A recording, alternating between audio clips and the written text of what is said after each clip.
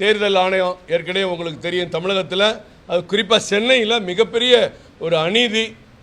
முதல் நாள் 67%, ரெண்டாவது நாள் 54%, 13% வித்தியாசம் எப்படி வந்துச்சுன்னு நாங்கள் தேர்தல் அதிகாரிகளை கேட்டால் அவங்களுக்கே விழி பிதுங்கி நிற்கிறாங்க, பதில் சொல்ல தெரியல.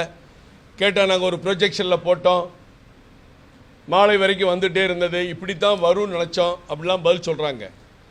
வாக்காளர் பட்டியலில் பேர் இல்லைங்கிறது ஒரு கேலிக்கூத்து. ஏன்னா என் பேர் வாக்காளர் பட்டியலில் இல்லை அப்படின்னா நான் வருத்தப்படக்கூடாது.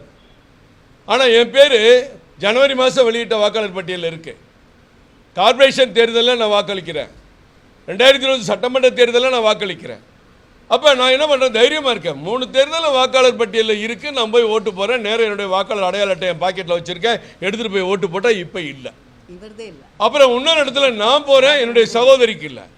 இன்னொரு இடத்துல மனைவிக்கு இருக்குது, கணவருக்கு இல்லை.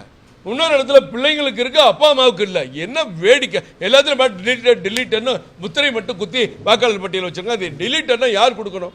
ஓட்டு போடுறவங்க நான் இந்த இடத்த விட்டு போகிறேன், படிவை 8 ஃபில் பண்ணுறேன், ஏதோ ஒன்று அவர் ஃபில் பண்ணிட்டு வெளியே போயிடுறாரு. நான் கேட்குறேன், நான் பதிவு பண்ணுறேன், நான் இங்கே வாக்களிக்க விரும்பவில்லை, நான் வேறு ஒரு பூத்தில் வாக்களிக்க போகிறேன், அங்கே நான் பதிஞ்சு வைக்கிறேன்னு. எந்த கோரிக்கையுமே வராமல் எல்லா வாக்காளரையும் டிலீட்டன் எப்படி சார் பதிய முடியும்? மிகப்பெரிய அநீதி. நாங்கள் அந்த கணக்கெல்லாம் எடுத்துகிட்டு இருக்கோம். எடுத்து முடித்த பிறகு அதுக்குன்னு ஒரு தனியாக ஒரு மீண்டும் போய் அதிகாரிகளை சந்திப்போம். தேவைப்பட்டால் சட்டத்தின் உதவியை நாடுவோம்.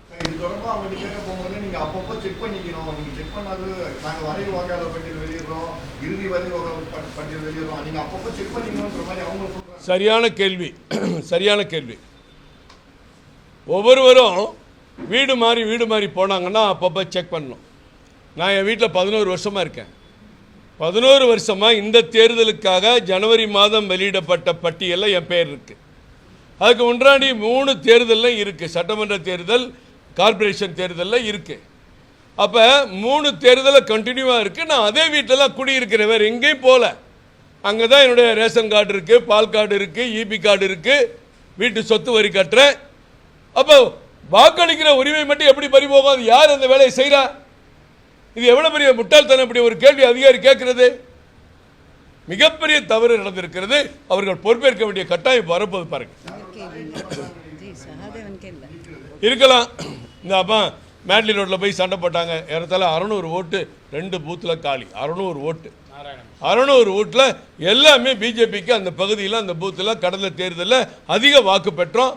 இவங்க வெற்றி பெற்ற வார்டு இது. சென்னையில் 200 வார்டில் வெற்றி பெற்ற வார்டு பாஜக. அங்கே போச்சு. அதுக்கு நாங்கள் என்ன பண்ணுறது? கம்ப்ளைண்ட் தான் பண்ணோம். எல்லாம் 6 மணிக்கு கதவு மூடிட்டாங்க, போலீஸை வர சொன்னாங்க. நாங்கள் உடனே கம்ப்ளைண்ட் லெட்டராக கொடுத்துருக்கோம். அவ்வளோதான் பண்ண முடியும். எப்படி 600 ஓட்டு ஒரு 2 பூத்தில் போகுங்க? இதுக்கு பதில் சொல்லுங்கள். இது யாருடைய அநியாயம்? இது திட்டமிட்ட சதி இதில் இருக்குன்னு நாங்கள் நினைக்கிறோம். செய்திகளை உடனுக்குடனும் துல்லியமாகவும் தெரிந்து கொள்ள சப்ஸ்கிரைப் பண்ணுங்க.